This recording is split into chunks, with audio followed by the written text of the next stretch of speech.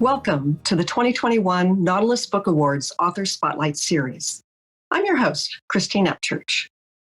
Now celebrating 21 years of honoring better books for a better world, Nautilus Book Awards continues to embrace books from a wide spectrum in the publishing industry. Books which radiate hope and wisdom. Books which nurture our interconnection and connect us together as individuals, as communities, and as planetary citizens.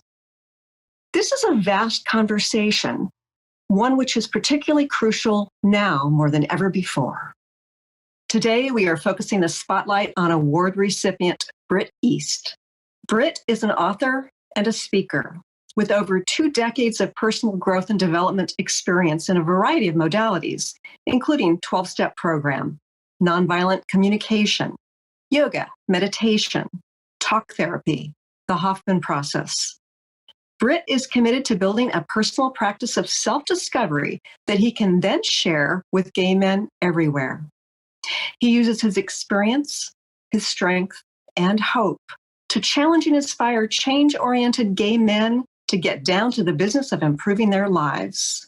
He is a Gold Award winner for the book entitled A Gay Man's Guide to Life.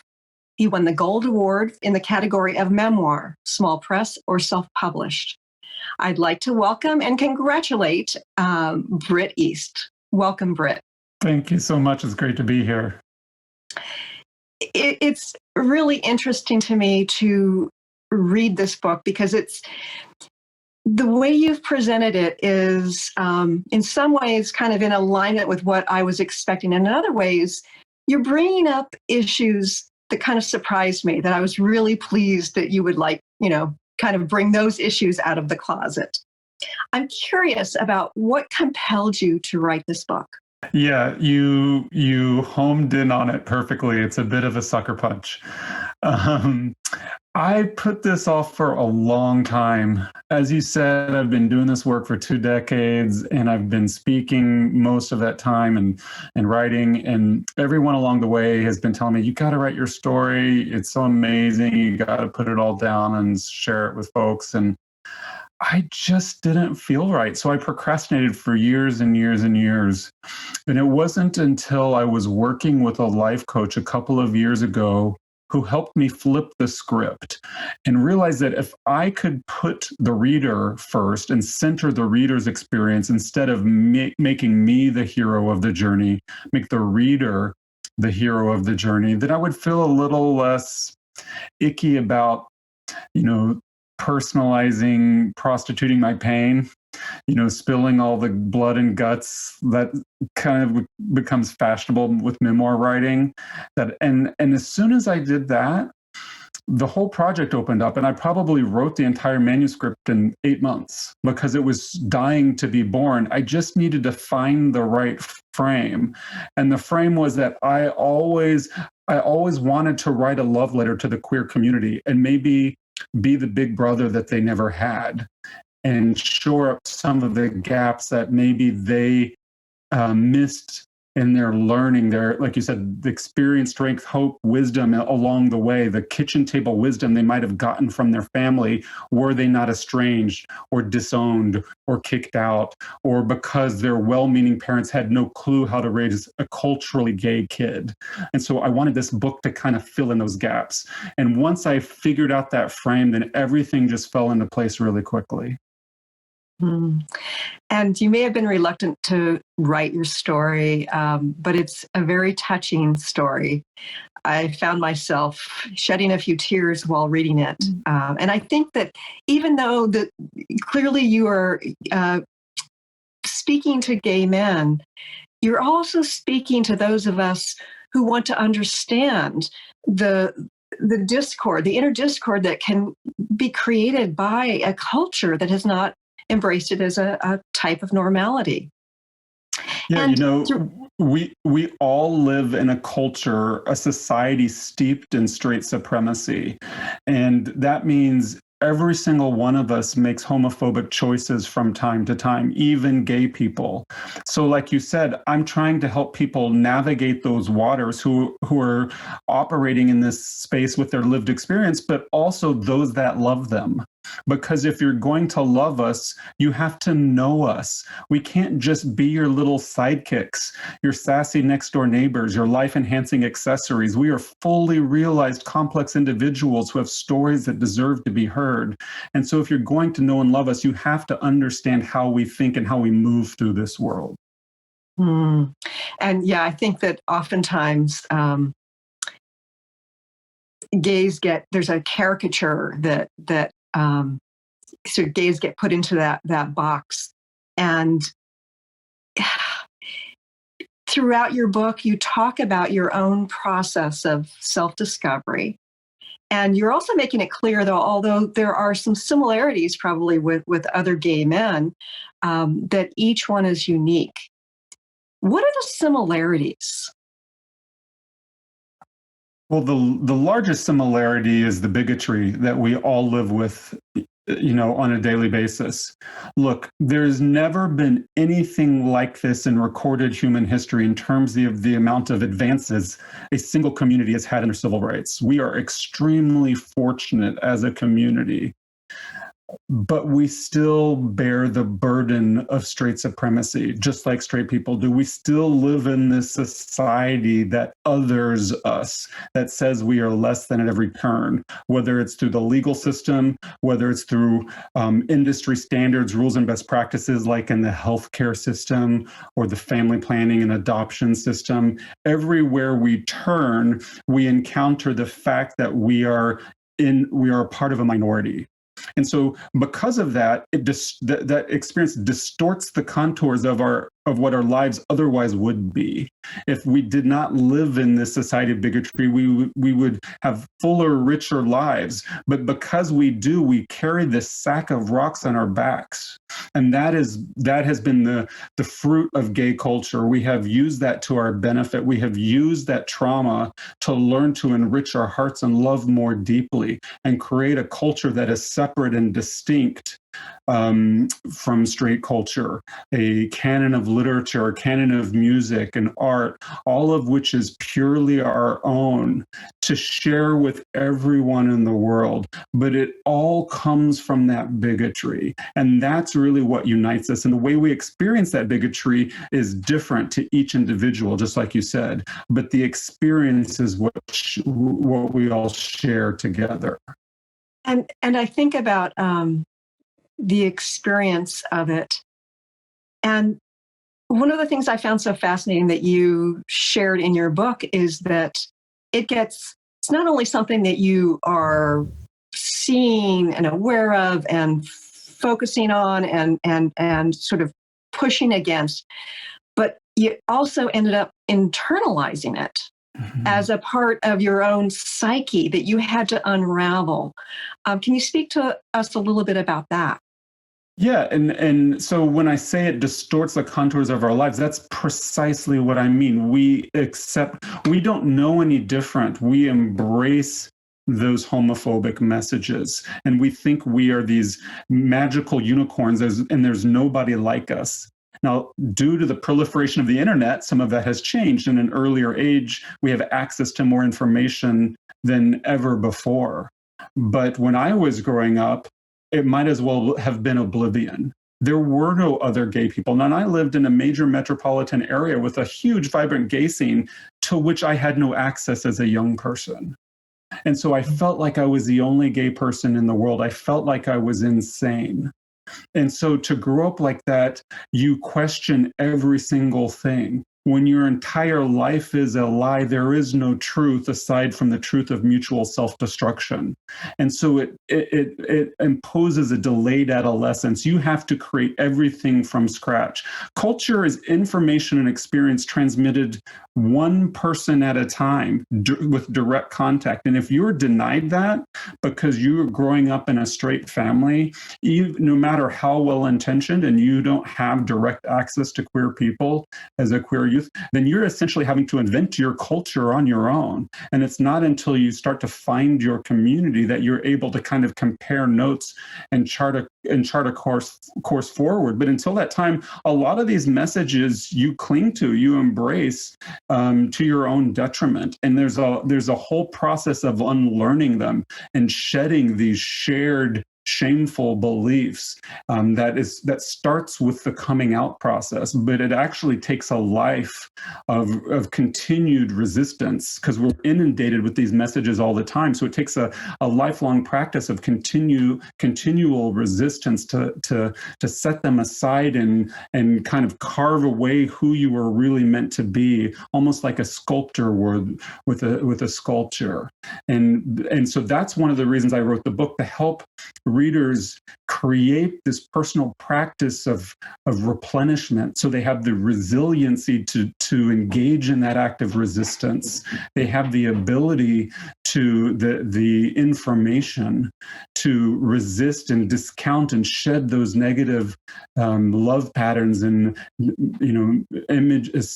issues of self-worth that they maybe carried for a long time. And so they can institute new practices and allow their life to flower. Love that. It sounds to me, Britt, like the tribal culture of gay men is very helpful in supporting that process that you so eloquently talk about. Does the tribe have something to teach the straight culture and the rest of our culture? Tribe's got a lot to learn. So part of the problem is a large percentage of our tribe died through the AIDS epidemic. And that only magnifies the challenges of living in a society of straight supremacy, that we just don't have the information. We weren't fathered. Because most of us grew up with straight fathers and many of our would-be gay mentors died, they're just not there. And then the ones who made it maybe don't have the life skills, or if they do, they're too few and far between to connect with. And so we as gay men have a lot of growing up to do. We are still engaged in a lot of self-destructive behaviors. Now, having said that, we still have a lot to teach the entire world, and that is through our culture. There are just certain things that gay men bring to any society, and there's all sorts of theories around why homosexuality and bisexuality and pansexuality has existed throughout human history, whether it's through, bringing more love into a community, masculine love into a community, whether it is releasing the stigma and shame of social norms that allows a community to breathe. So there's a lot that we bring to the table. And I think as gay men learn to step into our own power and take up more space in the world and deal with some of the issues that are holding us back, we will be able to help raise the consciousness, bring all of society into a deeper level of love. And I love the way you talk about gays sort of creating the culture. And it sounds to me like you're stepping into a role as one of the mentors, ultimately helping to father those who need some guidance. So through this process, does it help people with their self-discovery, knowing that they've got support? Absolutely. You have to see it to be it. So you need to see role models moving through the world. So if you are a straight parent, for instance, and you're waiting until your child comes out, discloses some information before you expose them to diversity, you are doing them a tremendous disservice. I think all parents, regardless of their sexual orientation, should fill their homes with diversity of every facet, whether it's race, ethnicity, gender expression, orientation, sexual orientation, etc. That's what helps us lead rich lives. So, I think that we have a lot of growing up to do as a culture. There is so much that we can give. There are so many natural skills that are just intrinsic to gay culture, but it's going to require a lot. It's going to require an inward journey of each and every one of us to do the necessary self-reflection and personal replenishment so that we can then share that love with the world. Mm. Would you be willing to read a section of your book for us, Britt? Yeah, absolutely. So the section I picked was the chapter on the body, and I'll just read a few paragraphs of that. For me, I started the book with so I broke the book up into all the major facets of life. I'm just really logical and linear. So mind, body, spirit, finances, career, friends, love, family, I just ticked them off one by one. But the body is the foundation, I think, for all of our experience. And so that's where I started the book after kind of sharing my story. And that's what I wanted to share with you today. So this is chapter 1, the body. The very first thing I remember hating was my body. It was my body that betrayed me, that longed for physical contact with other boys and prevented my entrance into the idealized masculine. It wasn't my fault. It was my body's feminine voice, swishy gestures, and secret desires. Homosexuality was dangerous, and it was my body that was under siege. That's why I couldn't stand the sight or sound of my body, didn't dare look at myself in the mirror or in photos. Audio and video recordings were disastrous. They forced me to confront what the world met when it met me, a sissy, which is to say that I was tender-hearted and gender non-conforming, not meant for the world of straight men. When I was growing up, popular culture only magnified this message. Newscasts reduced our lives to gruesome images, withering under the weight of AIDS. Movies washed us away altogether, leaving us as little more than innuendo. In sitcoms, we only existed as stereotypes, adding sassy color to the lives of the main characters. And by main characters, of course, I mean the real men with real bodies who represented real people. Society magnified my solitude by saturating me with shame, reflecting all that I would never be. Straight people called me repulsive, threatened me with bodily harm, and ensured I would have no sense of self or well-being. My body was unsafe and unwelcome. When I came out to my mother, it was my body she attacked, spitting words of disease and disgust. Erasing my body was tantamount to erasing my story, a story she simply could not afford. So I grew up with no place and no culture, no tribe and no initiations, all because of my body. I had no form or function, so I dissociated. Lost in thought, I lived like a ghost. At its heart, this was an abnegation of my body. I attempted to detach from the root cause of this harm, to cut out the cancer, which just happened to be all of me. I tried to cobble together a facade that might pass, be less threatening to the world's fragile masculinity. I played sports. I wore the right clothes. I tried to say the things that boys should say. But it was my body that would always bring me back, inadvertently revealing my undesirable aspect, combined with a desperate and driving desire to both be them and have them. I ritualized my fantasies as if I might gain some control. I would constrain and distort my lust until it was unrecognizable, a faint echo of normalcy. But my body was patient and cunning. It led me to idealized friendships bound by unspoken truths. It lured me to the intoxicating combination of lust and fear, followed by the inevitable look of disgust and disdain. I hated them, and I hated myself. That cycle went on until the arc of my life that should have bent toward togetherness instead broke toward isolation.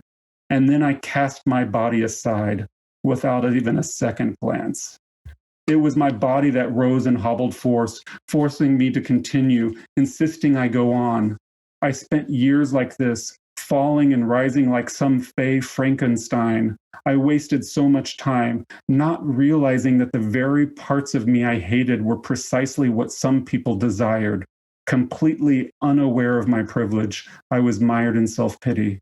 It wasn't until I finally learned that my body is the basis of my humanness that I began to love myself. No matter who you are, what you do, or where you've been, you are having a human experience. Everything you do or say or think or feel is grounded in your humanness. And there is nothing more human about you than your body.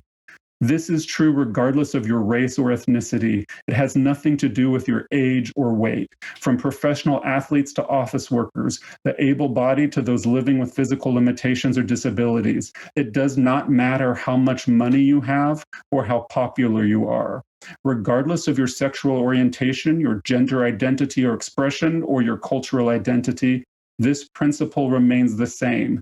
The experience of our bodies unites us all.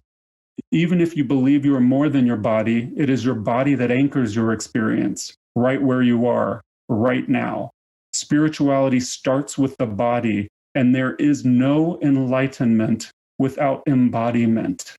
You might experience the purest of thoughts, of feelings, of kindness, but until that kindness is expressed through your body, it will come to precious little. It will remain trapped in your mind and in your spirit, inaccessible to the outside world.